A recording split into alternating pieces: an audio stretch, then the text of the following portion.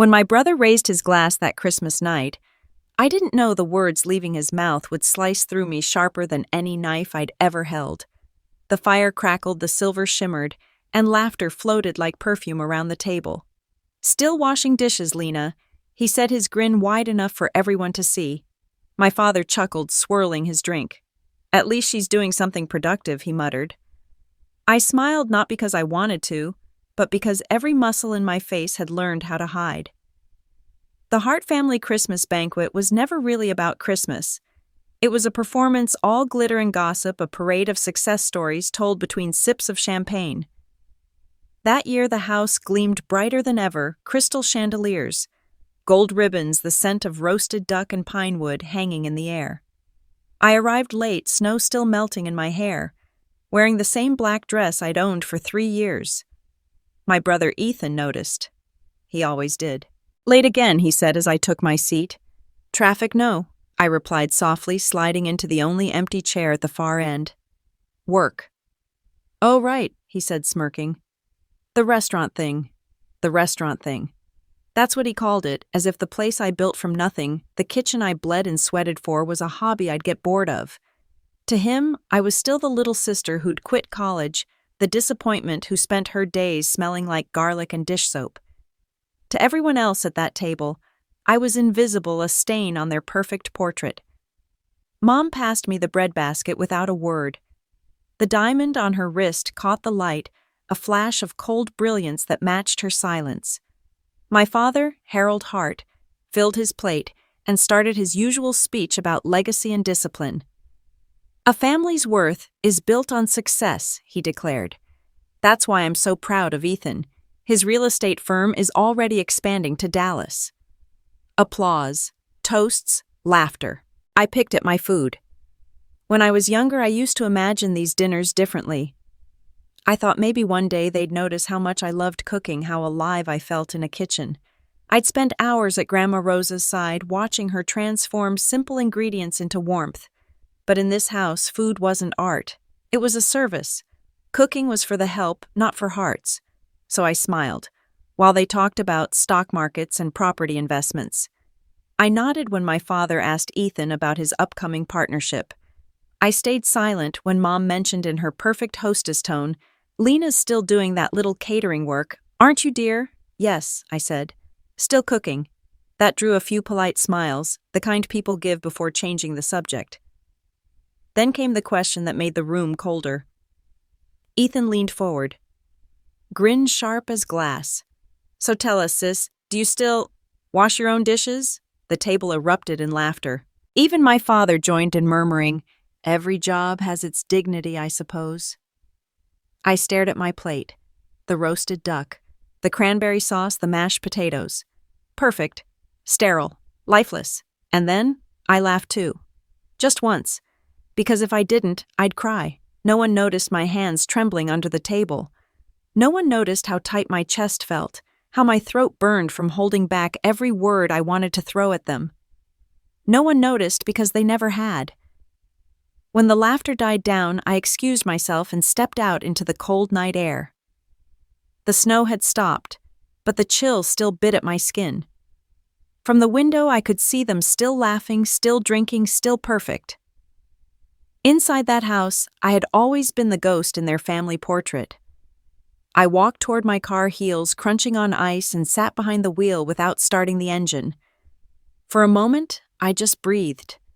The radio flickered on some soft jazz tune that didn't belong to me. I turned it off. Silence was better. My phone buzzed a notification. A review. Someone had posted about my restaurant Hidden Gem. The Luna truffle pasta changed my life.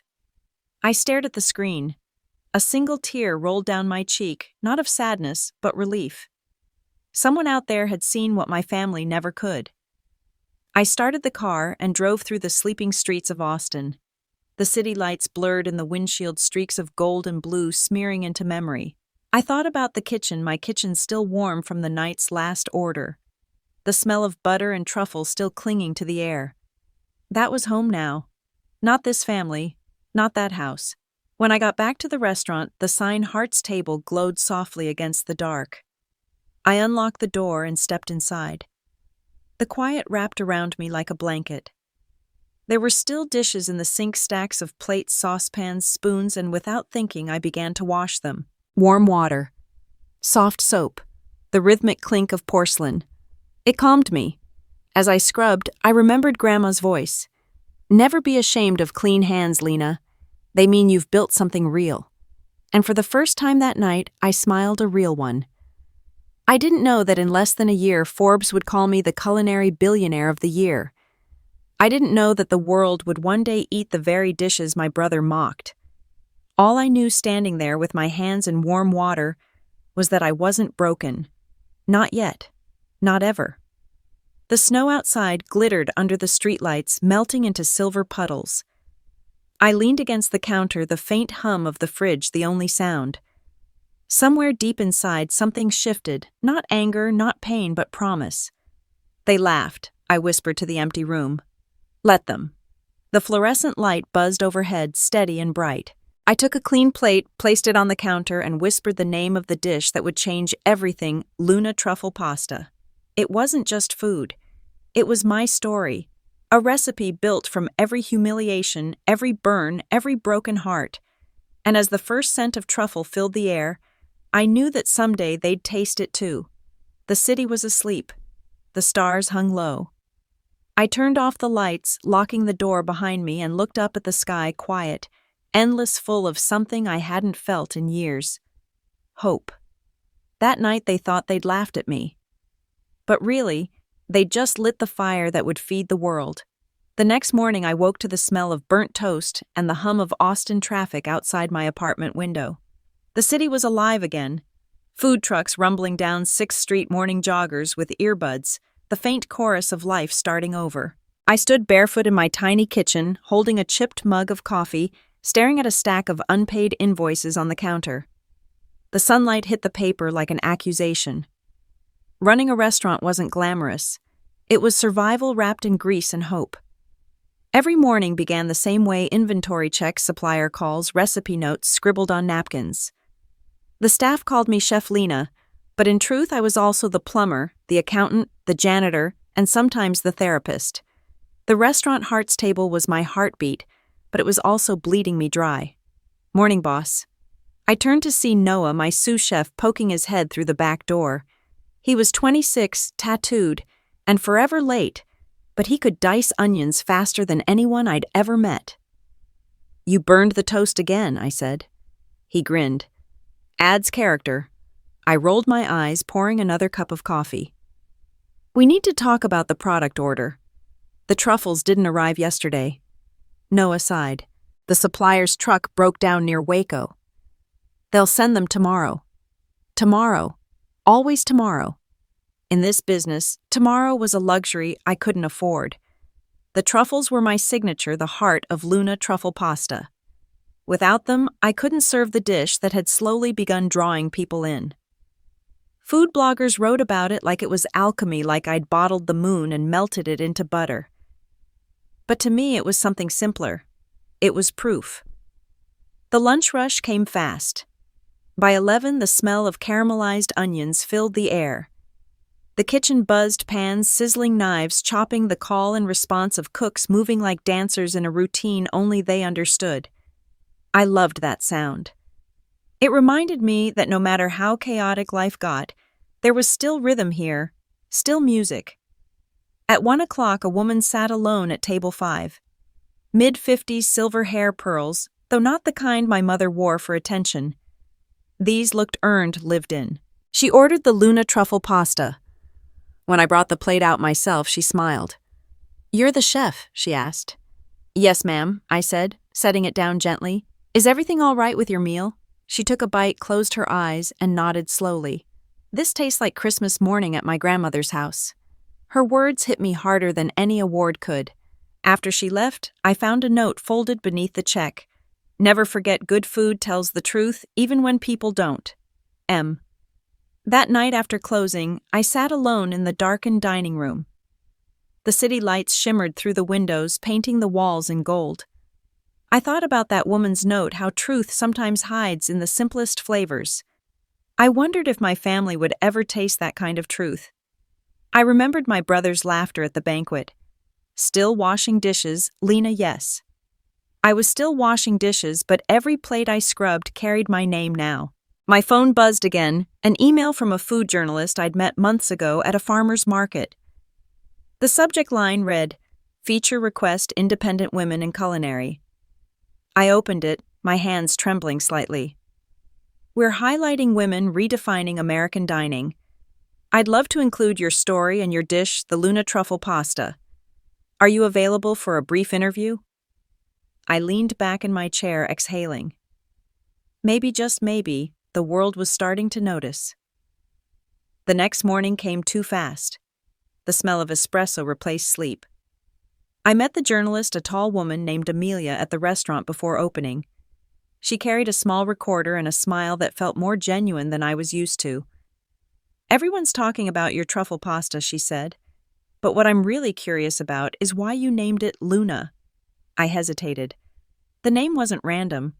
When I was little, I said my grandmother used to wake me up before dawn to help knead dough. We'd cook under the moonlight coming through her kitchen window. She told me, "The moon sees what the sun ignores." I guess I wanted to honor the quiet work, the kind no one claps for. Amelia's eyes softened. "That's beautiful," she whispered. When she left, I stood for a long moment looking around the empty dining room. The air still smelled faintly of truffle and lemon.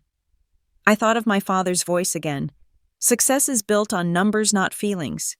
He never understood that my success was built on something else entirely. Taste, patience, love, and the refusal to give up. That night, Ethan called. It was rare, almost suspicious. "Hey," he said, his tone too casual. "Mom wants to know if you're coming to Dad's birthday dinner next month." I hesitated. "Why?" he chuckled. "Family tradition. You can bring your apron."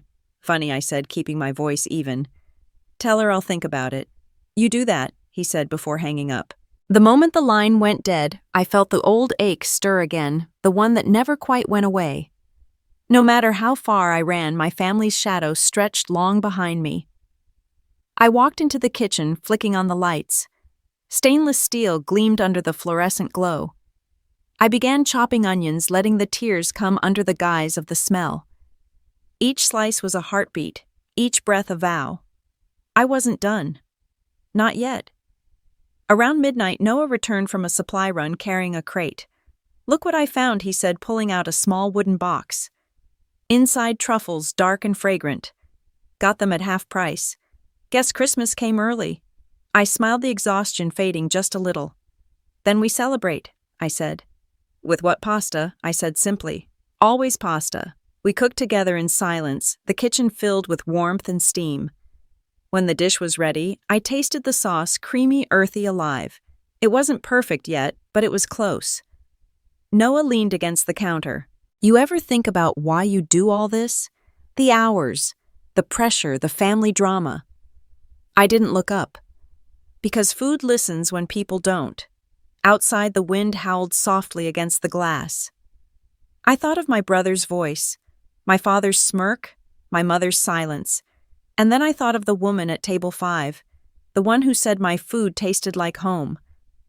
That night, I wrote something new on the chalkboard hanging by the kitchen door. "Every plate is a story. Make sure yours is worth tasting." I stood there a while, staring at the words until the chalk dust clung to my fingertips.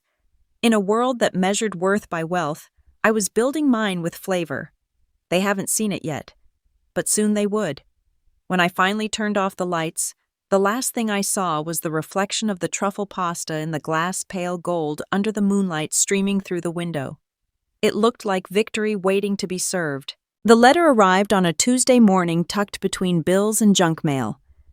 My name was written in my mother's flawless cursive, the same handwriting she used for Christmas cards and dinner invitations.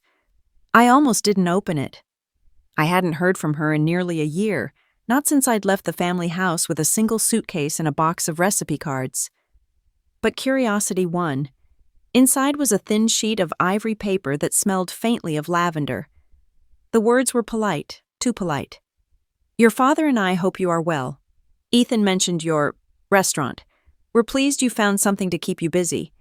Christmas dinner will be at the house, as always. Please RSVP. There was no, we miss you, no, we're proud of you. Just a formality written like a business memo between strangers. I set the letter down beside a stack of invoices and laughed quietly. Something to keep me busy, I repeated under my breath. Busy. Like cooking from dawn till midnight. Building a dream from scratch, keeping a dozen employees afloat was just a hobby. Noah came in carrying a crate of fresh produce. You okay, boss? Fine, I said, slipping the letter into the trash. Let's prepare for lunch. But the words stayed with me all day. Heavy, stubborn things that clung to the corners of my mind. By noon, the restaurant filled with the scent of simmering stock and garlic butter. The first customers trickled in locals mostly. There was something sacred about watching strangers eat food you'd created, how their faces softened with that first bite, how conversation slowed as taste took over. But that afternoon, I wasn't really there. I burned the caramel, oversalted the soup, dropped a pan. Noah finally grabbed the ladle from my hand. Whatever's eating you, chef, spit it out before it burns the place down. I sighed. Family. Ah, he said, nodding like he understood everything. The one recipe you can't fix. I laughed despite myself. They invited me home. For Christmas. That's good, right? Not really. It's not an invitation. It's an inspection. He didn't press further, but that night after we closed, he left a small gift on my counter, a glass jar filled with truffle salt wrapped in parchment paper. A note tied to the lid read, "For the people who said you'd never make it. Keep seasoning your story." The next morning, I took the jar home. It sat on my windowsill, catching the light like something sacred. For weeks, I debated whether to go. The thought of facing them again, their judgment, their polite condescension, made my stomach twist. But something deeper inside me whispered, go. Not for them. For yourself. In the days leading up to Christmas, business at Hart's Table picked up. The journalist's article had gone live online titled, "The Woman Who Brings the Moon to the Table." It spread faster than I ever imagined. Reservations doubled overnight. Someone even sent flowers, white lilies, and a note. Your food speaks louder than their silence. I worked harder than ever, staying late into the night. The staff laughed, played music, and tried to keep me grounded. But my mind was elsewhere, back in that house with its cold marble floors and louder-than-life laughter. On Christmas Eve, I closed early. The snow fell softly outside, blanketing the streets in quiet light. I stood at the counter, staring at the clock. 8:03 p.m. If I left now, I could make it before midnight. Going somewhere, Noah asked, leaning against the doorway. Home, I said. He raised a brow. You sure? No, I admitted. But I'm going anyway. The drive was long and silent. Austin's skyline disappeared in the rearview mirror, replaced by dark stretches of highway. The radio played an old Christmas song, but I kept the volume low. Every mile closer made my pulse quicken. When I finally turned into the Hart driveway, the house looked exactly the same. Warm lights spilling from the windows, the same wreath on the door. I parked at the edge of the driveway and sat there for a moment, gripping the steering wheel. My reflection in the glass looked calm, but my hands trembled. Mom opened the door before I could knock. Lena, she said, smiling like nothing had ever been wrong. You came. I said I would. Well, she said, stepping aside. Come in. Dinner's about to start. The smell of roasted lamb and rosemary filled the air. The table was already set, crystal glasses, linen napkins, silver cutlery polished to perfection. My father sat at the head, reading something on his tablet. Ethan was by the fireplace, laughing with a woman I didn't recognize. Lena, he said, his voice dripping with forced surprise. Didn't think you'd show up. Neither did I said. His fiancée, tall, immaculate, wearing a sequined red dress, smiled thinly. I've heard so much about you. The chef, right? Yes, I said. The one who washes her own dishes. The words slipped out before I could stop them. Ethan's smile faltered. My father cleared his throat. Let's not make this evening about work, he said. It's Christmas. We sat. The conversation flowed, or rather, it moved in circles around me. Ethan spoke about his new developments, his investors, his upcoming partnership with a luxury chain. My mother asked him about the engagement party. No one asked me anything. The same patterns, the same hierarchy. I caught my reflection in the silver teapot on the table, small, quiet, out of place. But this time, the feeling didn't sting. It felt temporary, like the end of a story, not the beginning. When dessert arrived, my father finally turned to me. "So, Lena," he said, "your restaurant is doing modestly well?" I smiled. "Better than modestly." Ethan chuckled. "Oh, come on, Dad, you've seen her place. It's cute, cozy. Perfect for birthdays and takeout." Their laughter filled the room, and yet somewhere inside me a calm I didn't recognize settled in. I looked at Ethan, his manicured confidence, his hollow pride, and I felt nothing but distance. For years I'd wanted to prove myself to them. I wanted them to see me, but now I realized I didn't need their validation. My success didn't require their applause. When I left that night, snow was falling again. My mother hugged me at the door, a gesture that felt both familiar and foreign. "Drive safe," she said. "Always," I replied. Back in the car, I sat for a long time before starting the engine. I pulled out my phone and scrolled through the photos of my restaurant, my team laughing in the kitchen. Kids from the cooking class we hosted for charity, a line of customers waiting in the cold for a table. That was my family now. As I drove away, the house grew smaller in the rearview mirror until it vanished completely. The snowflakes blurred into streaks against the windshield. By the time I reached Austin, it was almost dawn. I parked outside Hart's table and unlocked the door. The air inside was still warm, faintly scented with truffle and thyme. I turned on one light and sat at my usual corner table. On a napkin, I wrote the first sentence of a letter I'd never send, "Dear Mom and Dad. I'm not angry anymore. I'm just free."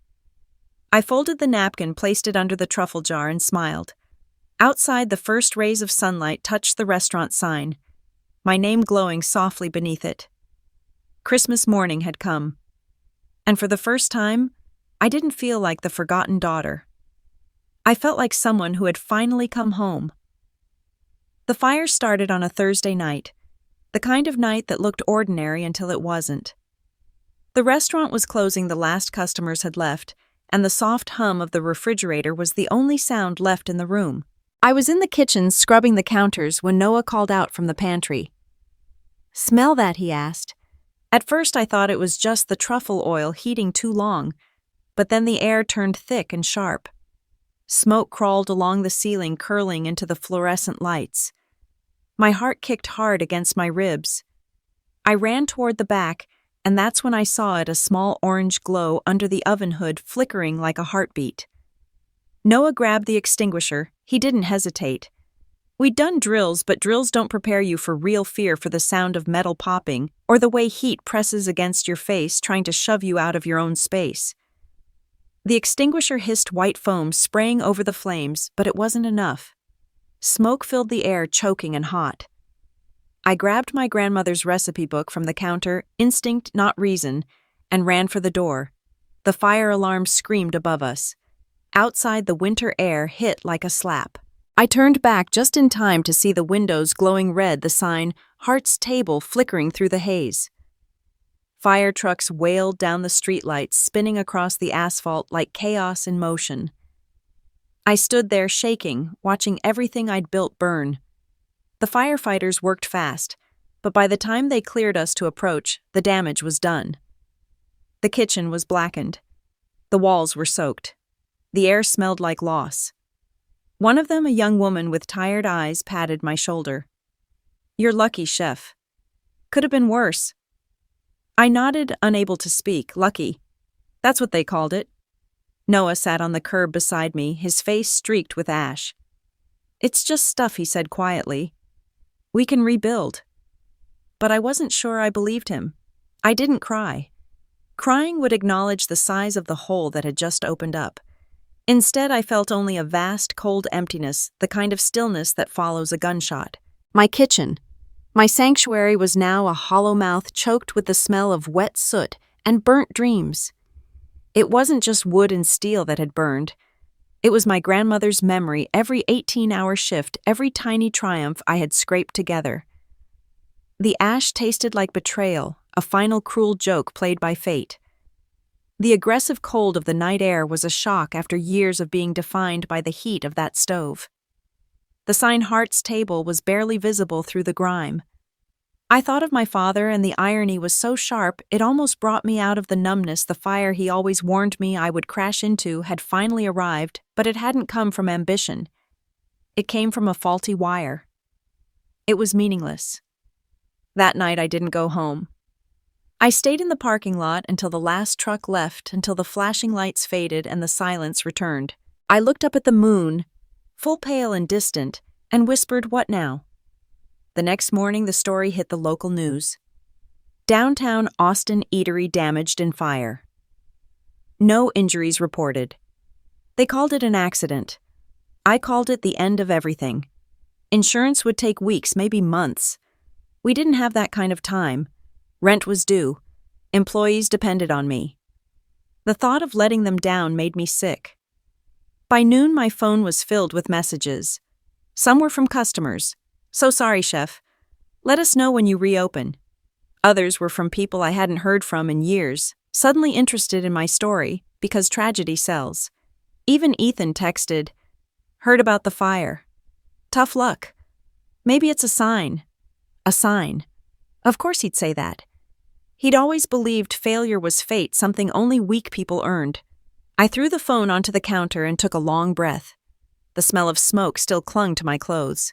Later that afternoon, Noah showed up at my apartment with takeout and a look that said he wasn't leaving until I ate something. "Get up," he said. "You can't fix anything on an empty stomach." We sat on the floor eating noodles from cartons. He talked about ideas, a pop-up, a fundraiser, a temporary kitchen. I just listened. My body was there, but my mind was still inside the smoke. "You're not hearing me," he said finally. "You always tell us, every setback is just seasoning. So what's this one, chef?" I looked at him. Burnt toast. He laughed, and for the first time that day, I almost did too. We finished the noodles, but the small apartment felt suffocating. After Noah left, the metallic scent of smoke clinging to my coat and hair was a constant suffocating reminder. I walked over to the stack of recipe notes, the ones I hadn't managed to grab from the counter, and sifted through them. They all smelled like ash now. The truth was, I felt paralyzed. The kitchen was my armor, my war paint, my silent language. Without it, I was just Lena Hart again, the girl who failed college. The disappointment. It wasn't until 3 a.m. sitting on the cold floor that I picked up my phone again. I saw Ethan's cruel text. Maybe it's a sign. I closed my eyes. No, I thought. A sign is something you read. This is a beginning you have to write. That thought, simple and stubborn, was the only thing that kept the numbness from winning. 2 days later, I was back at the restaurant. The landlord gave me 2 weeks to decide whether I was staying or terminating the lease. The walls were still stained black, the ceiling half collapsed, but the sunlight through the broken window painted everything in gold. I walked through the wreckage, slowly touching the counters, the chairs, the ruined pans. My fingers found the truffle jar. Noah's gift cracked but not shattered. The salt inside still sparkled. Something in me stirred. A pulse. A whisper. "You're not done." That night I made a decision. We cleaned what we could. I called every supplier, every customer, every friend I had. I told them we weren't closing, we were rebuilding. Within hours, the community showed up. Farmers brought produce. Former customers offered donations. Volunteers scrubbed soot off the walls. It was chaos, but it was hope. By the 3rd day, we'd set up a temporary outdoor kitchen in the parking lot. The wind was freezing, but we lit heaters and brewed soup. People came, strangers, neighbors, old regulars. We called it the Phoenix Table. I ladled out bowls of Luna truffle soup to anyone who stopped by. The aroma of truffle oil and roasted garlic filled the air, covering the smell of ash. A local journalist filmed the crowd. The next morning her headline read, "From the ashes she serves." That article changed everything. Donations poured in. Messages from other chefs, investors, even celebrities flooded my inbox. For the first time, the fire didn't feel like an ending. It felt like proof. One evening, as I wiped down a folding table, Noah handed me his phone. "You might want to see this," he said. It was a photo from a national food blog, Hart's Table, the restaurant that refused to die. Underneath a line read, "Chef Elena Hart's Luna truffle soup tastes like resilience itself." I laughed, shaking my head. They're romanticizing a mess. Maybe, Noah said. But it's a beautiful mess. When the insurance finally cleared weeks later, the landlord gave us permission to rebuild. Contractors started showing up, painters, electricians, designers. I spent nights sketching new layouts on napkins, reimagining every inch of the place. But one thing would stay the same, the dish that had carried me through everything. Luna truffle pasta. The night before reopening, I stood alone in the rebuilt kitchen. The walls gleamed again, white and gold, untouched by the fire's scars. In the corner sat my grandmother's recipe book, the one I had carried through the smoke. I opened it, fingers trembling, and found the same page marked by heat and memory. "When life burns your kitchen, start with salt and heart." Her handwriting looked fragile now, but alive. I pressed my hand to it and whispered, "And this time, I'll start with my name." Outside, the workers were mounting the new sign. I stepped through the door just as they pulled the tarp away.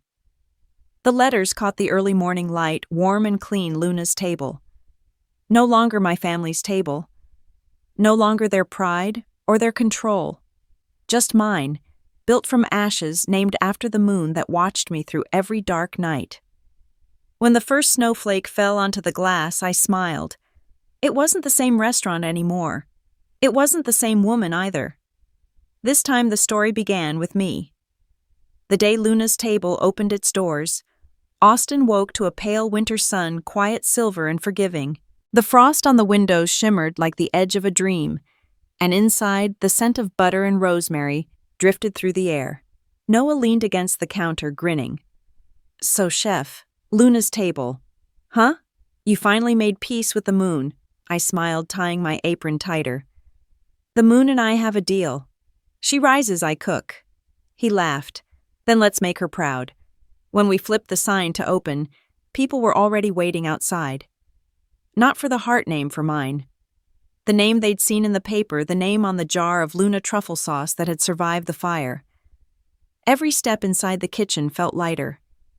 No ghosts lingered here anymore, only the sound of sizzling pans and the hum of a dream rebuilt from smoke and faith. We didn't advertise. The only announcement had been a handwritten sign on the window. "We're back and we brought the fire with us." Inside, the kitchen roared to life. The sound of sizzling hands, the clang of ladles, the hum of voices. It was chaos and rhythm, just the way I liked it. Every plate that left my hands felt like a heartbeat. A woman in a red coat sat near the window watching me with a faint smile. When I brought her the Luna truffle pasta, she said softly, "You were on the news." "Guilty," I said. She twirled a forkful, took a bite, and sighed. "This tastes like someone forgave the world." I didn't know what to say, so I just smiled. Maybe she was right. Maybe I had.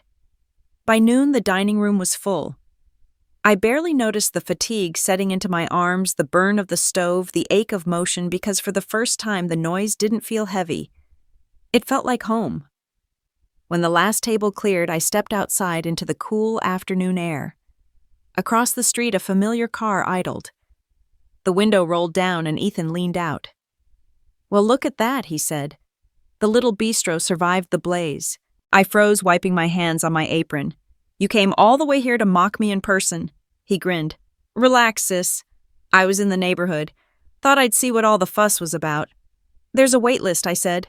"Maybe try again next month." He smirked, eyes flicking toward the sign. "Cute name." "Still think it's a phase?" "No," I said evenly. "It's a legacy." He didn't reply. Just stared for a second too long before driving off, leaving exhaust and silence behind him. That night, when the kitchen finally quieted, I sat at the counter with a cup of chamomile tea. My hands were trembling again, not from exhaustion this time, but from the storm Ethan's visit had stirred up.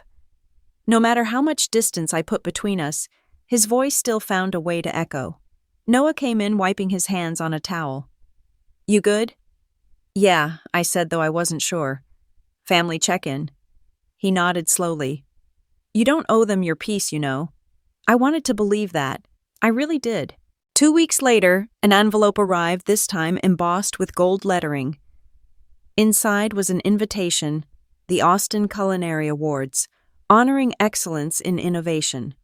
The nomination had been submitted months ago when my restaurant was still legally registered under the old name. My heart jumped.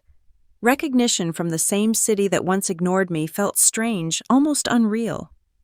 But excitement tangled with fear. Success had always come with shadows in my life, and I could already feel one forming. The night of the ceremony, I wore black again, not out of habit, but as armor. Noah joined me wearing the only suit he owned. When we entered the ballroom, the air shimmered with perfume and ego. Every chef critic and investor in Texas seemed to be there. At our table sat people I'd once cooked for as a line cook, now shaking my hand with smiles they hadn't worn before. I recognized the type. They loved you only after everyone else did. As the speeches began, I caught sight of someone near the stage. A tall man in a navy suit, hair slicked back, confidence radiating like heat. "Ethan." I froze. What was he doing here? Then the host spoke his name. Ethan Hart, CEO of Hart Development Group, one of our evening's sponsors. Of course. He wasn't here to celebrate with me. He was here to make sure the spotlight didn't forget him. When they announced my category, my pulse raced. The presenter read the nominees, pausing before the winner.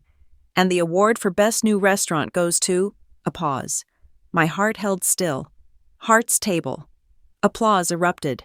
I stood stunned as Noah clapped me on the back. The lights felt too bright, the air too thin. I walked onto the stage, accepting the trophy that carried my old burden, my new victory.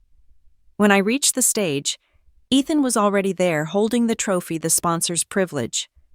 He handed it to me with that same smirk. "Looks like the family name still opens doors," he whispered.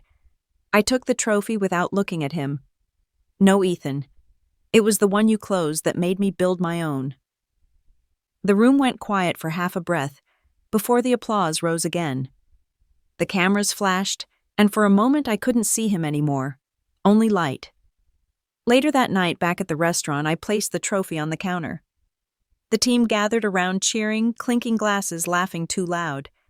But when the noise faded, I stayed behind alone. The kitchen was still. I turned on the stove and dropped butter into a pan, watching it melt and hiss. The sound was grounding. I reached for the jar of truffle salt and sprinkled a pinch. The scent filled the room, warm, earthy, familiar. Cooking was still the one thing that made sense. It didn't ask for applause. It just demanded the truth. As I plated the pasta, I thought of my grandmother's voice, soft and sure. "Feed them kindness, even when they've starved you of it." I carried the dish to the window, looking out at the city. The streets shimmered with rain lights, reflecting like molten gold. Somewhere out there, Ethan was probably celebrating too, his version of success, his illusion of control. But in that quiet kitchen, holding the spoon in my hand, I finally understood something he never would. Success isn't measured by who claps for you. It's measured by who you become when no one does. The pasta glistened under the light. I took one small bite, letting the flavor bloom, truffle cream, salt, and memory. It was everything I'd ever fought for. Outside, thunder rolled softly across the skyline, the promise of another storm. I smiled. I wasn't afraid anymore. Storms, after all, had taught me how to build fire. The local award was gasoline on the fire. It didn't just open doors, it tore the walls down. Overnight, Luna's table went from a regional darling to a national story. I spent the weeks following the ceremony, doing interviews, flying to New York for a quick feature on a business news network, and trying to keep the kitchen grounded amidst the chaos. Noah had to hire 2 more line cooks just to manage the rush. My father's calls grew more frequent, and my mother's emails were less about politeness and more about managing my brand. I knew the family was watching, but I didn't care. I was too busy building. It was a Sunday morning when the envelope arrived, thick and ivory with my family's crest embossed in gold across the flap. I didn't need to open it to know it would ruin my peace. My last name, Hart, still had a way of finding me even after I'd buried it beneath Luna's table, beneath smoke and salt and survival. I stood at the kitchen counter, coffee cooling in my hands, staring at it like it might catch fire if I blinked. Noah walked in still in his beanie, holding a bag of fresh herbs. "You look like you're about to fight someone." "Maybe I am," I muttered, sliding the envelope toward him. "Guess who finally remembered I exist?" He scanned the return address, whistled low. "Hart family crest. Fancy. What is it?" Another inheritance fight. I cracked the seal open. Inside the card gleamed with ornate lettering, the kind that smelled like money and pretense. "Mr. and Mrs. Richard Hart cordially invite you to the Christmas banquet at the Hart residence." At the bottom, in perfect handwriting that twisted my stomach, was my brother's name, hosted by Ethan Hart and fiancée Charlotte Mills. I let out a breath I didn't realize I'd been holding. So that was it. He was getting married. And of course I was invited, not as family, but as a trophy of forgiveness. Noah read the invitation over my shoulder. "Christmas banquet, huh? Sounds like your personal version of hell." "Worse," I said quietly.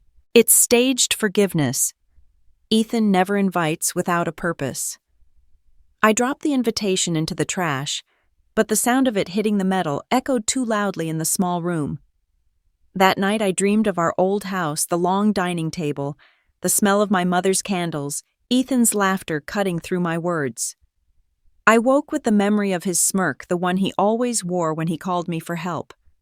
The next morning I found the invitation back on the counter. Noah must have pulled it from the trash. "You should go," he said when he saw my glare. "Excuse me," he shrugged. "You always say, your food tells your story, right? Maybe it's time they hear it straight from the source." I hated that he was right.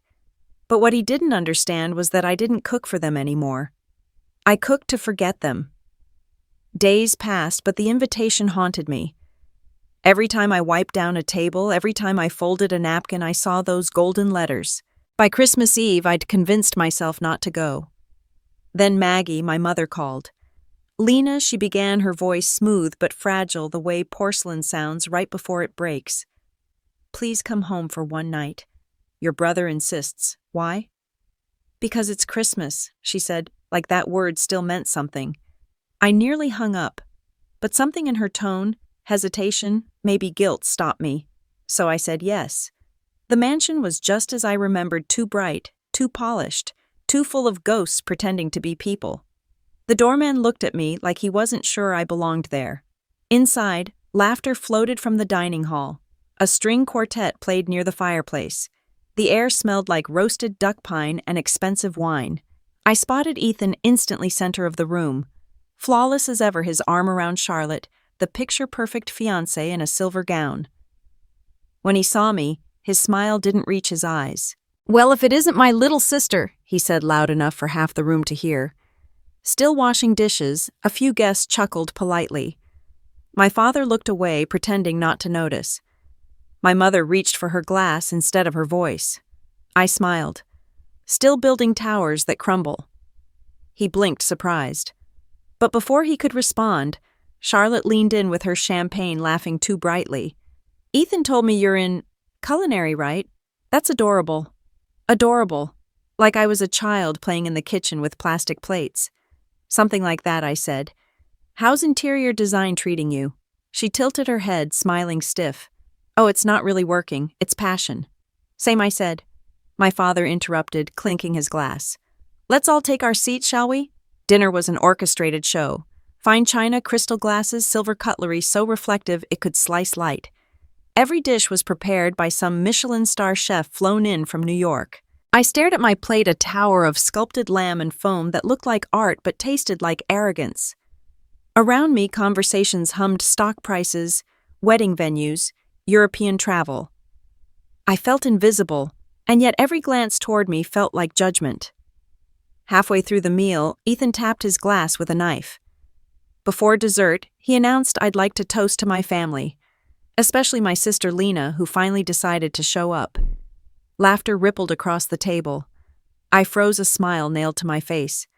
He continued, "You know, folks, she's a chef now. Spends her nights scrubbing pans and tasting soup.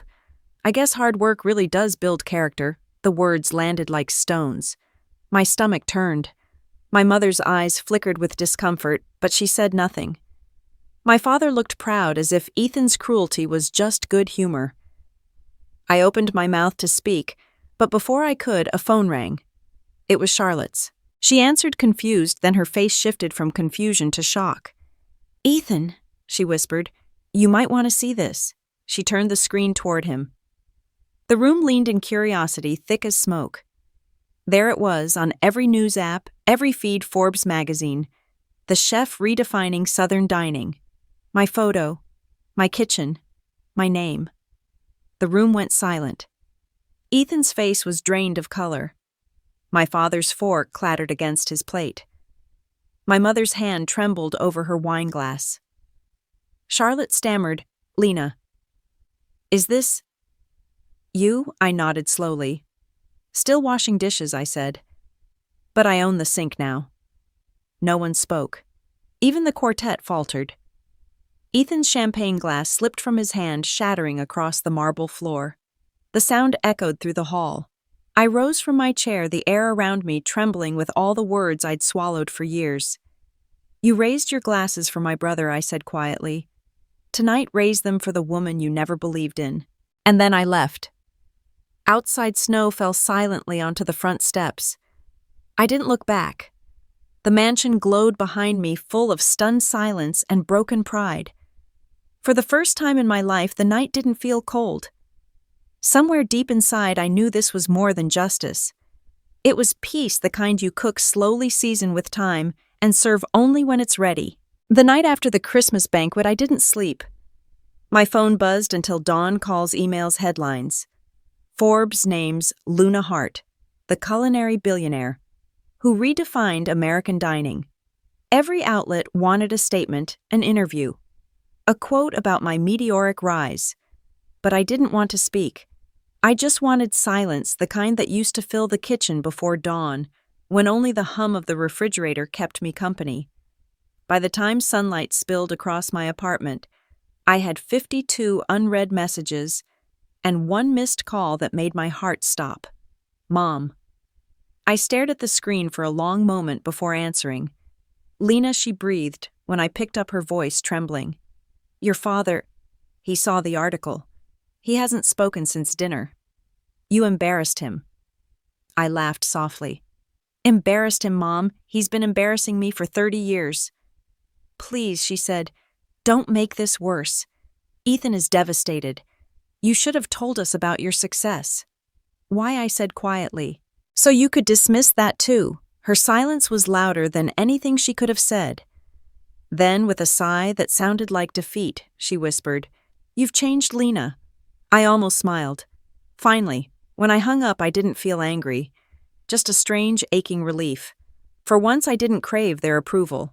At Luna's table, the lunch rush was already building. The scent of roasted garlic and thyme filled the air, the kind of smell that grounds you when the rest of the world feels static. Noah handed me a cup of coffee, eyes gleaming. "Congratulations, billionaire," he teased. "Guess that means I get a raise." I rolled my eyes. "You get a day off." He grinned. "That's worth more." We both laughed, but underneath the humor was a quiet understanding everything had changed. The restaurant phone didn't stop ringing. Reporters wanted interviews. Investors wanted meetings. Everyone wanted a piece of what they'd once ignored. By afternoon, a sleek black car pulled up outside. 2 men in tailored suits stepped out, followed by a woman in a red coat with the kind of posture that said she was used to walking into rooms that stopped for her. She extended her hand. "Elena Hart," she said. "I'm Vivian Lee from Forbes." I froze. "You're real." She smiled. "So are you. We'd love a follow-up story, a feature about your journey, your brand, your next move. Our readers are obsessed." My next move. I hadn't even thought that far. I'd spent so many years trying to prove I could stand on my own that I didn't know what came after victory. "Can we schedule something next week?" Vivian asked. In New York, I hesitated. The thought of being in that city surrounded by the kind of people who once laughed at small-town dreamers like me made my stomach twist. But this was an opportunity to redefine my story before someone else did. "Sure," I said finally. "Next week." After she left, Noah leaned on the counter. "You're really doing this, huh? National spotlight." "I guess so." "You okay? I don't know," I admitted. "I thought I'd feel vindicated. But all I feel is tired." That night, I closed the restaurant early. The streets of Austin were quiet, the Christmas lights still hanging, blinking softly in the wind. I walked along the river, the city reflected in the water like a dream I'd already lived. That's when I heard footsteps behind me. "Lena." "Ethan?" I turned slowly. He looked different, his hair messy, his usual confidence cracked. He wasn't the polished man from the banquet anymore. He was smaller somehow, as if life had finally caught up with him. "Why are you here?" I asked. He shoved his hands into his coat pockets. "To apologize, I guess. Not that it'll change anything." "It won't," I said. He nodded. "I deserve that. Look, I shouldn't have said what I said at dinner. Or ever, really. You didn't deserve it." "Which part?" I asked. "The years of mockery or the public humiliation?" He flinched. "All of it." We stood there in silence, the cold air biting between us. "Dad's furious," he said. "Mom's pretending it didn't happen. The board's calling nonstop, my company's losing investors. I'm not doing great. Why tell me?" "Because you're the only one who never wanted anything from me," he said quietly. "And I still treated you like nothing." I looked at him, really looked at him. For the first time, he wasn't the golden boy, the untouchable heir. He was just a man facing the ruins of his own ego. "I didn't do any of this to hurt you," I said. "I built something because no one believed I could. I don't need your apology, Ethan. I need you to learn." He nodded, his jaw tight. "Maybe one day I will." As he turned to leave, I called out, "Ethan." He stopped. "Next time you think someone's beneath you, remember what the view looks like from the bottom." He didn't respond. Just walked away, his footsteps fading into the sound of the river. When I got home that night, I sat at my table, the same one I'd eaten takeout on when the restaurant first opened, and opened my grandmother's recipe book. There, in her faded handwriting, was a note I'd somehow missed all these years. "The heart and the moon are sisters. One burns, one reflects. Both light the way." I traced the words, tears blurring the ink. She'd written it for me long before I knew I'd need it. Over the next few days, the world around me shifted faster than I could keep up. Orders doubled. Investors lined up. The city declared Luna's Table a landmark for sustainable dining. But beneath the noise, something quieter began to stir inside me, something that wasn't about revenge or recognition. It was peaceful, the kind you earn only after walking through fire. On New Year's Eve, I stood in the kitchen long after everyone had gone home. I plated the last dish of the year, a simple bowl of Luna truffle pasta, and set it on the counter. Outside fireworks exploded over the city, bright against the black sky. I raised a glass of champagne to no one in particular and whispered, "To silence, to salt, and to second chances." For a moment, the reflection in the window didn't look like the girl who once washed dishes in other people's kitchens. It looked like the woman who built her own. New York in January didn't feel like the city of dreams, it felt like a test. The wind clawed at my face as I stepped out of the car in front of the Forbes building. Steel and glass rose into the gray sky like ambition made solid. I adjusted my coat, breathing out a cloud of fog, and told myself that I belonged here. Inside, everything gleamed. The lobby smelled like coffee and money. A receptionist recognized my name immediately. "Ms. Hart?" "Oh, sorry, Ms. Luna," she corrected herself quickly. "They're expecting you upstairs." That name still made me smile. Luna. I'd chosen it to free myself, but sometimes it still felt fragile, like a new scar healing over an old wound. The elevator doors opened to a floor lined with framed covers of legends, people who had changed the world in their own way. My face was among them now. The visionary chef who turned fire into fortune. I stood there staring for a moment, feeling both proud and oddly detached. Vivian Lee. The editor who had reached out greeted me with a grin. "Lena, you're a sensation. You've inspired thousands, especially women who thought they'd missed their chance." I smiled politely. I didn't mean to be a symbol. I just wanted to cook. "That's exactly why it worked," she said. The interview started smoothly. Questions about Luna's table, sustainability, leadership, the emotional journey. But halfway through, Vivian leaned forward, voice soft. "Can I ask you something off the record?" "Sure." "Your family," she said carefully. "You didn't mention them once. Are they part of this story?" I hesitated. The air in the room felt heavy. "They're part of how it started," I said slowly. "Not how it ends." She studied me for a moment, then nodded. "That's powerful. Sometimes silence says more than an interview ever could." When the camera shut off, she walked me to the window. Manhattan stretched below like a glittering promise. "You could open anywhere now," she said. "Paris, Tokyo, Dubai. You have the kind of name that travels." The idea should have thrilled me. Instead, it made me uneasy. Expansion meant control, more people, more money, more pressure. I'd built Luna's table to be personal, human. Could it survive becoming an empire? That night at my hotel, I couldn't sleep. My phone kept lighting up with notifications, business proposals, licensing offers, invitations to galas. Each one came with a $sign attached, and each one felt like a chain. I turned off my phone and went to the window. Snow was falling again, soft and quiet. Somewhere below, a food vendor was still serving soup from a steaming pot. People lined up laughing, eating in the cold. That simple joy was what had started all of this. The next morning, I met with investors at a sleek restaurant near Central Park.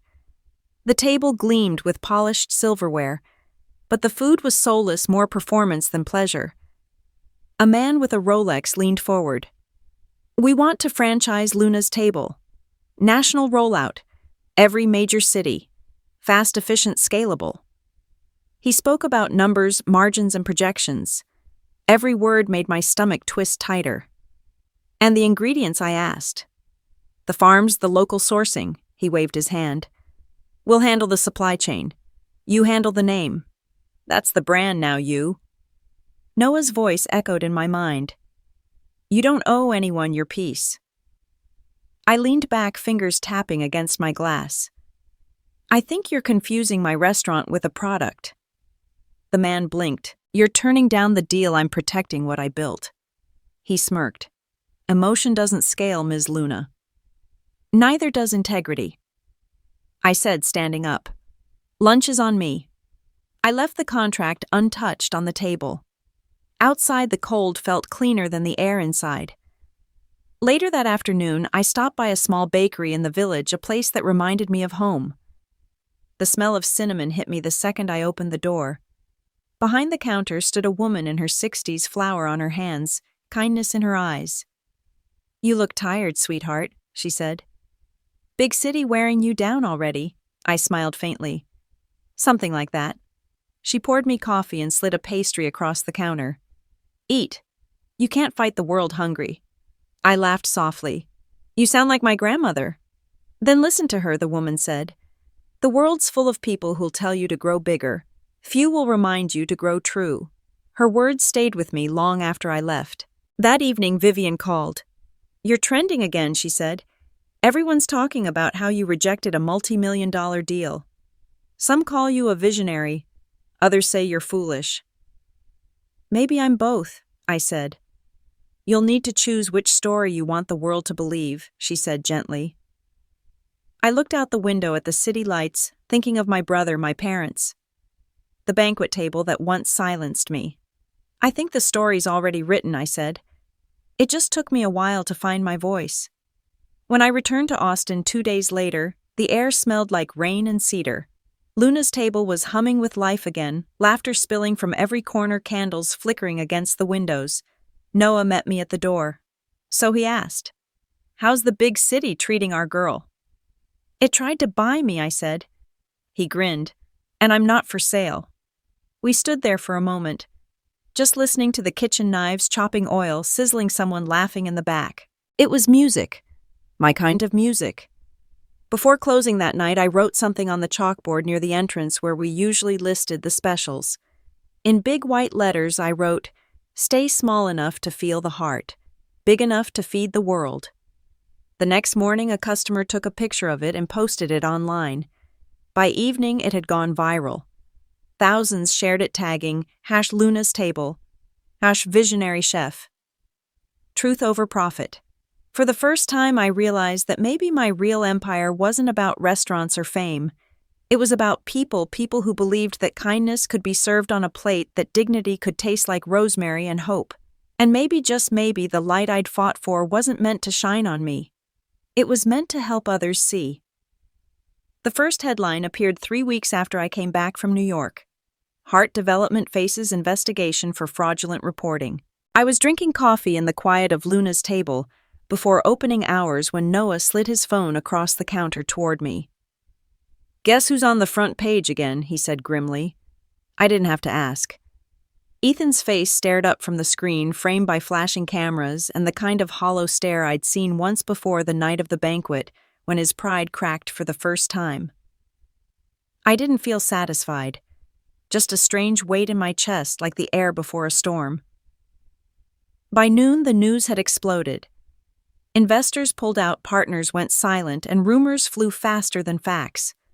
Heart Development collapses. The empire crumbles. From mogul to defendant. Noah leaned against the counter, reading aloud from one of the articles. Apparently, he leveraged property he didn't even own. Millions in debt. I stared out the window, watching the rain streak down the glass. "He always built too fast," I murmured. "Too high, too proud. Dad used to say the same about me." "Yeah," Noah said softly. "The difference is, you learned to build from the ground up." The door chimed, breaking the tension. My mother stood there, drenched from the rain, her hair disheveled, her eyes red-rimmed. I hadn't seen her since the banquet. For a moment, she just stared at me, as if deciding whether she was allowed to exist in this space. "Mom," I said, stepping forward. She flinched at the word. "Lena." I didn't know where else to go. I guided her to a chair, poured her tea. Her hands shook as she held the cup. "It's all gone," she whispered. "The company, the house, the cars. Your father's heart." Her voice broke. "He's not well.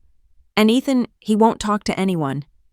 I sat across from her, unsure how to feel. Part of me still remembered every dismissal, every time she told me to be quiet while Ethan spoke. But looking at her now, small and frightened, I saw the woman behind the armor. "Where is he?" I asked. She met my eyes. "The courthouse. He has a hearing today." By the time I arrived, the sky had turned the color of steel. Reporters swarmed the steps, shouting Ethan's name. He looked like a ghost suit, wrinkled tie, crooked, his once confident smile gone.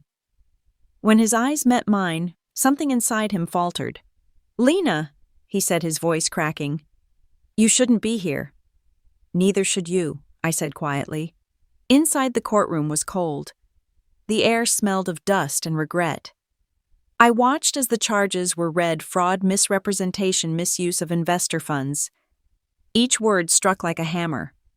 Ethan didn't look at anyone, not even our parents sitting in the back row.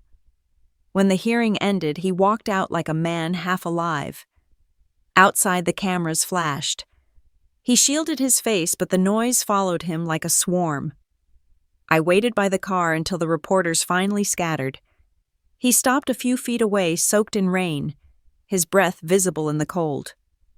"You came to gloat," he said. I shook my head. "No. To see if there's anything left of the brother I knew." He laughed hollow. "There's not much left of anything." For a long moment, neither of us spoke. Then he said, "You won, Lena. You got everything you ever wanted. I just hope it was worth it." I didn't win, I said quietly. You lost yourself. His jaw tightened. Maybe, but at least when I fell, the world noticed. You spent your whole life trying to be seen. I don't need them to see me anymore, I said. I just needed to see myself.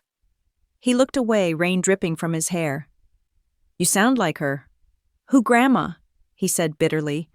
Always preaching about humility and heart. Guess neither of us listened until it was too late. I wanted to reach out, but he stepped back, shaking his head.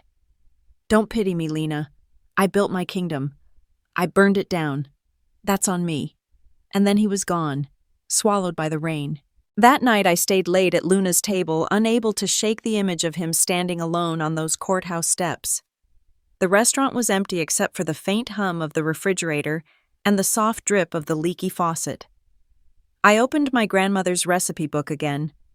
The same page I'd read 100 times stared back at me, her handwriting steady and sure. The heart and the moon are sisters. Below it, I wrote my own line. And even fallen stars can find their way home. 2 days later, I found a letter slipped under the restaurant door. No return address, just my name. Inside was a single folded sheet of paper, Lena. I sold the last thing I had, my watch. The one Dad gave me when I joined the firm. I'm heading somewhere quiet. Maybe it's time I learned to build something that isn't made of steel and lies. If you ever want to talk, you'll find me where the world forgets to look. E. I sat there for a long time, the letter trembling in my hands. For the first time in years, I cried for him, not the man he became, but the boy who once slipped me cookies under the dinner table, who dreamed of flying before the world taught him to climb. Later that night, a storm rolled over the city. I stood at the window watching lightning split the sky and realized something simple but absolute: forgiveness doesn't mean forgetting. It means no longer needing revenge to feel whole. I whispered into the storm, I forgive you, Ethan. The next morning, sunlight broke through the clouds. The air smelled clean, almost new. I walked into the kitchen early, rolling up my sleeves. There were reservations to prepare for deliveries, to check a day to start. But before turning on the stove, I lit a candle near the window, a small one, golden and steady. It wasn't for celebration. It was for peace.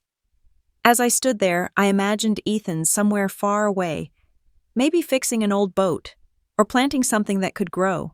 And I hoped that wherever he was, he'd finally found a table of his own, one built not from pride, but from the quiet work of redemption.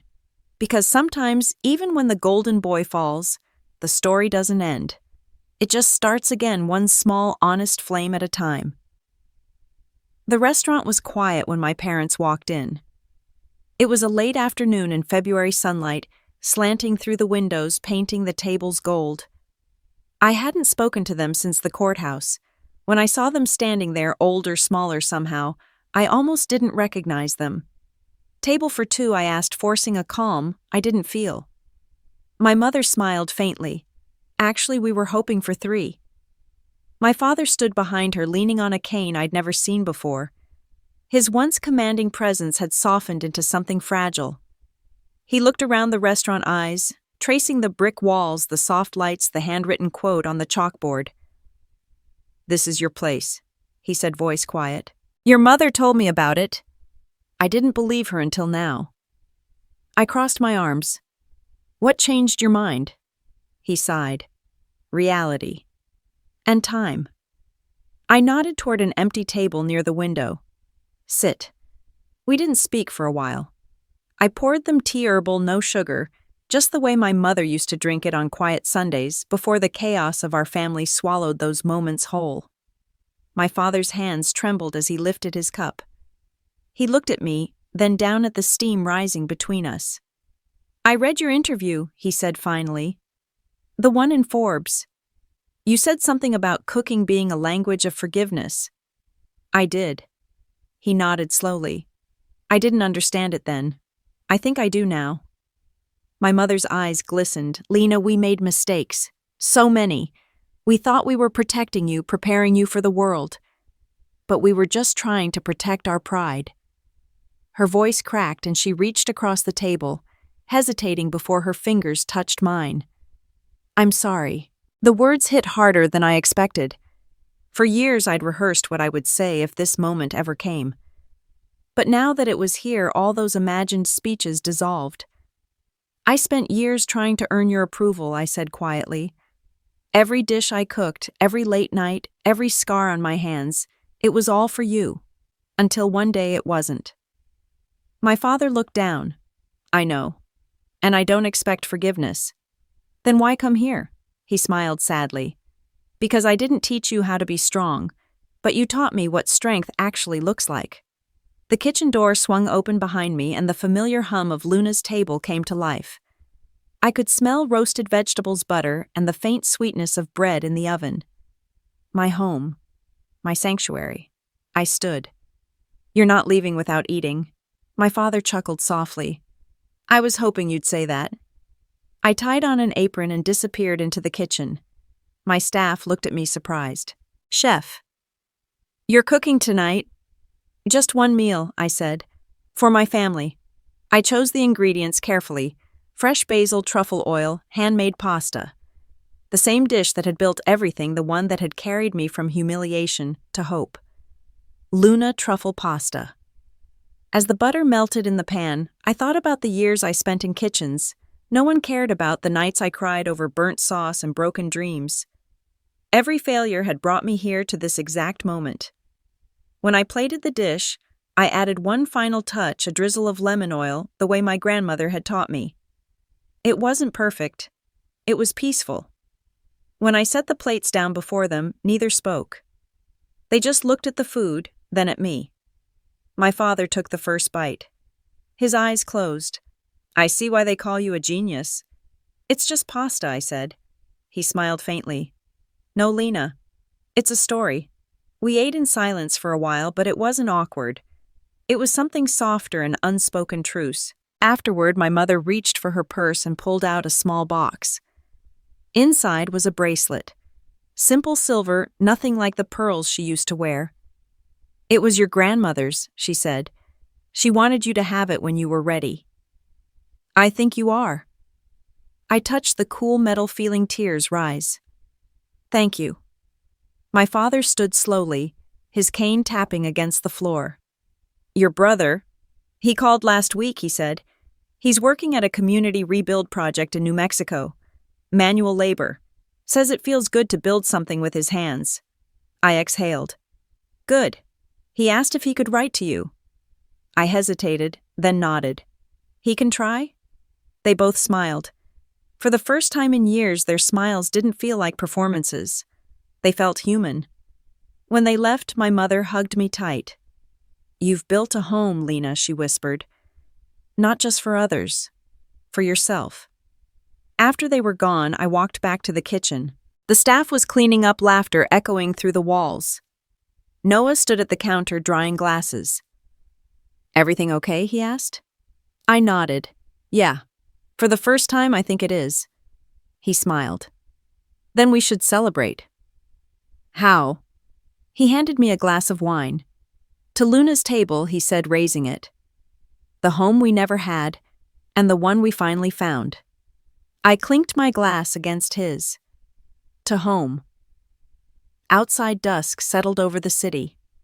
The lights along the street flickered on one by one until the whole block glowed. I looked at the restaurant sign through the window, Luna's table, and felt the warmth of belonging spread through me like sunlight after a storm. Later, after everyone had gone, I walked through the empty dining room, touching the backs of the chairs, the edge of the bar, the curve of the window. Every inch of this place carried a memory, laughter, tears, beginnings. I stopped by the chalkboard and wrote one final line beneath the quote I'd written months ago. "Sometimes the home you're searching for is the one you build with your own hands." Then I turned off the lights, stepped outside, and locked the door. The moon was high silver and patient. I looked up at it and smiled. For the first time, I didn't feel like I was chasing the light. I was standing in it. The invitation came wrapped in black and gold. I found it waiting on my desk one morning, elegant, expensive, deliberate. "The National Culinary Honor Gala," it read, followed by my name printed in silver letters, Lena Luna, Honored Guest of the Year. For a moment, I just stared at it. I'd spent half my life invisible at tables like that, refilling glasses for people who never saw me. Now they were asking me to sit at the head of one. That night I stood before my mirror adjusting the collar of my black dress. My hands trembled not from nerves, but from something deeper. This wasn't fear. It was the quiet reckoning of someone returning to a battlefield long abandoned. The gala was held in a ballroom in downtown Austin, not far from where everything had once fallen apart. The air shimmered with perfume and polished ambition. Crystal chandeliers spilled gold across tables draped in white linen. People laughed too loudly, the sound bouncing like champagne bubbles against marble walls. When I stepped in, the conversations paused for half a second, just long enough to make the silence noticeable. Then came the whispers. That's her, the visionary chef. The one from Forbes. Didn't her brother go bankrupt? Noah was already there, standing by the bar in his gray suit. He caught my eye and gave me a small nod. You ready to play nice with the sharks? I smirked. I brought my own armor. The evening unfolded in waves of speeches and small talk. Faces I half remembered from my early years in the industry came up to congratulate me, some genuine, others sharp-edged with envy. I smiled through it all the way one does when walking through a room full of ghosts. Halfway through dinner, the host called my name. The spotlight hit me like heat. Please welcome Lena Luna, he said, the visionary behind Luna's table. A name that's redefined American cuisine. The applause was thunderous. I rose heart-pounding and walked toward the stage. My heels clicked against the marble floor, each step echoing like punctuation marks in a story only I could hear. At the podium, the light was blinding. I could see faces, but not expressions. 1,000 eyes waiting. I took a breath. 10 years ago I began. I was washing dishes in a restaurant that no longer exists. I thought that was the end of my story. Turns out it was only the prologue. A ripple of laughter, polite but sincere. I've learned that food isn't just what we serve, it's what we survive. Every burn, every cut, every rejection, it flavors who we become. And sometimes the heat that nearly destroys us becomes the fire that defines us. Silence stretched through the room. Even the waiters paused mid-step. I was told that cooking was a lowly job. Those kitchens were for people who didn't make it elsewhere. But tonight, I'm standing here because of that kitchen, because of the people who believed that honest food could change lives. I saw Noah in the crowd, his arms crossed, smiling quietly. I built Luna's table. Not to prove them wrong, I continued, but to prove something to myself, that dignity can be plated and kindness can feed more than hunger. A few people stood. Then a few more. Applause erupted, not the polite kind this time, but the kind that shakes a room. I stepped down from the stage, the warmth of that moment still buzzing in my chest. But just as I reached the edge of the crowd, someone caught my arm. Lena. It was Ethan. He looked thinner-tanned, dressed simply in a clean white shirt and worn blazer. His eyes, once sharp with arrogance, were calm, now steady quiet. I wasn't sure you'd come, I said. Neither was I, he admitted. I've been volunteering at a shelter nearby. One of the cooks recognized you on the flyer. You came all this way? He shrugged. I thought I should see for myself. The sister I used to mock is now changing the world one meal at a time. His tone wasn't bitter, it was almost proud. I heard about Dad, he added softly. Is he okay? He's better, I said. He still asks about you. He nodded, eyes glistening. I'll call him. I think I'm ready to stop running. We stood there suspended in the noise and light. It felt like the room had faded, like all that remained was the space between us, a space filled with the echoes of everything unsaid. I'm sorry, he said, voice cracking. For the things I said that night. For all of it. I looked at him, really looked at him. The pride, the fear, the boy he used to be. I forgave you a long time ago, I said. He smiled faintly. You always were the stronger one. Before I could answer, the host's voice boomed again. Ladies and gentlemen, dessert is served, Luna's signature truffle pasta. Ethan laughed softly. Of course. Your empire, your rules. It's not an empire, I said. It's a table. There's room for everyone. He looked at me for a long moment, then nodded. Then maybe one day I'll earn a seat. As he turned to leave, I called after him. You already have one. The rest of the night passed in a blur of laughter, congratulations, and the rhythmic hum of celebration. But when I finally stepped outside into the cool night air, everything went still. The city glowed beneath 1,000 lights. I walked to the edge of the balcony, wind tugging at my hair. Somewhere in the distance, fireworks cracked open the sky. Noah joined me a moment later holding 2 glasses of champagne. You did it, he said. Did what came full circle. I smiled. Feels more like a spiral. Every turn just takes me higher. He clinked his glass against mine. To the fire inside, he said. To the fire that doesn't burn, just transforms, I replied. We drank in silence, watching the night unfold gold, wild, and free. When the last burst of fireworks faded, I felt something shift deep in my chest. It wasn't pride or relief. It was peace, the kind that only comes when you stop fighting to be seen and start choosing to be. The girl who once scrubbed dishes until her hands bled was gone. In her place stood a woman who built her own light and shared it freely. For the first time, I didn't feel like a survivor. I felt like home. The night after the gala, I couldn't sleep. The applause still echoed somewhere in my chest, fading slowly like the sound of waves retreating from shore. I walked downstairs to Luna's table. The restaurant was dark except for the faint glow from the kitchen.